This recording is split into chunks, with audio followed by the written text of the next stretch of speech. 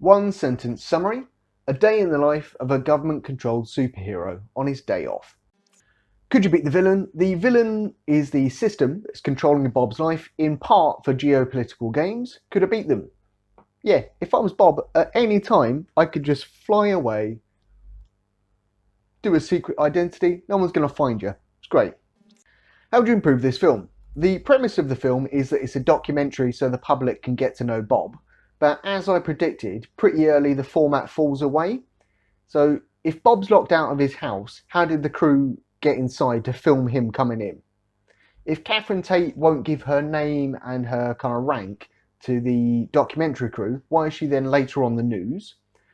How are the crew getting multiple angles in the same scene? And it seems to be like a one kind of camera sort of operation, and then they're different sides of the room and all sorts of stuff. Stupid.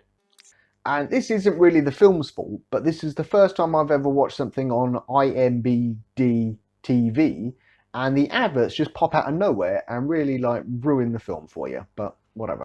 Laura Haddock is British, yet plays an American. Are there no American actresses that they could have found?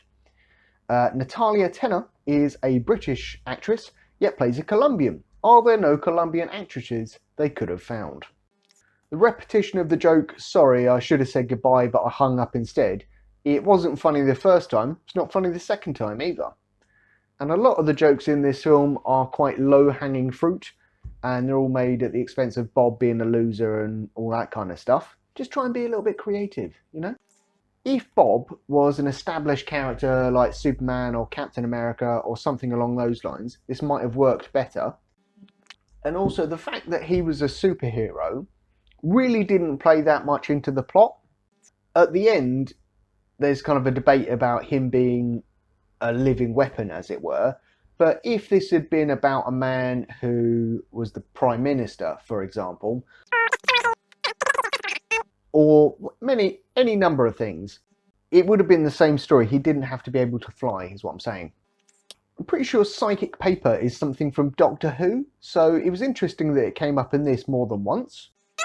Dolores cleans Bob with some like spray bottle antiseptic stuff, and I thought that was weird. Why doesn't he just go and have a shower straight away? Surely, yeah, she can clean his super suit with that, but not his skin. If you're on a date and you decide, actually, I don't love this woman, I fancy someone else, don't tell them during the date. Wait for the date to end, and then you can be like, oh yeah, I had a great time, but I just don't think it's going to work out.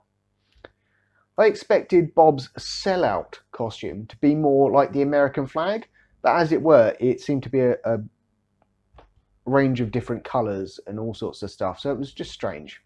And I get that it was probably there to kind of humiliate Bob, but Bob, he quits his job for the MOD, and he announces to the world, look, here's my phone number. If you need help, call me. And, you know, I love me missus.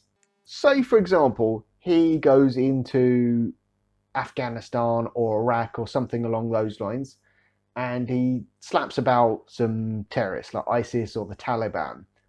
His girlfriend's face has been on the news, so she's now, you know, got a target on her back, right? And it's not like he's working for the government and they protect him anymore.